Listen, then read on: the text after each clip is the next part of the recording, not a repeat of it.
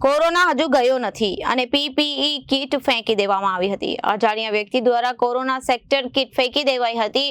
Surat આઠવા lines વિસ્તારમાં police quarters પાસે આ જથ્થો ફેંકી દેવામાં આવ્યો હતો। દવા માસ્ક સહિતનો જથ્થો ફેંકવામાં આવ્યો હતો, જેને નજર સામે દ્રશ્યો સામે આવ્યા છે। કોરોના હજી ગયો નથી ત્યાં પીપીઈ કીટ ફેંકી દેવાઈ। અજાણ્યા વ્યક્તિ દ્વારા કોરોના સેક્ટર કીટ ફેંકી દેવાઈ। સુરત આઠવા લાઇન્સના પોલીસ ક્વાર્ટર્સ પાસે આ જથ્થો ફેંકી દેવાયો। દવા માસ્ક સહિતનો જથ્થો નોંધાયો।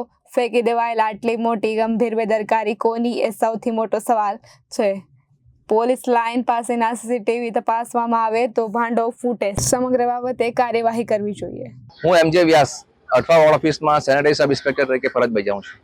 જથ્થો બિનવારસી હાલતમાં મળ્યો છે, તમને ક્યારે ખ્યાલ આવ્યો ને કઈ રીતે અમને જેવા તાત્કાલિક ખબર પડી કે કોઈ નાખી ગયું છે એટલે તાત્કાલિક અમે માણસો બોલાવીને જોઈને એનો યોગ્ય નિકાલ કરવા માટે આવ્યા છે। વસ્તુઓ અહીં ફેંકવામાં આવી છે? અહીં પીપીઈ કીટ દેખાય છે, એક્સપાયર ડેટની દવાઓ દેખાય છે। કોના દ્વારા ફેંકવા કઈ પ્રકારે તપાસ કરવામાં આવશે? હવે જો બિલનો જો અમે પૂરું જોઈ શકતા હોય તો બિલ લઈને પણ એમની પાછળ અમે તપાસ કરીશું। આ પ્રકારે જાહેરમાં આવી વસ્તુઓ ફેંકવી કેટલું યોગ્ય? ઘણો ગુનો કહેવાય અને બેદરકારી કહેવાય। Bureau report Janadesh news Surat.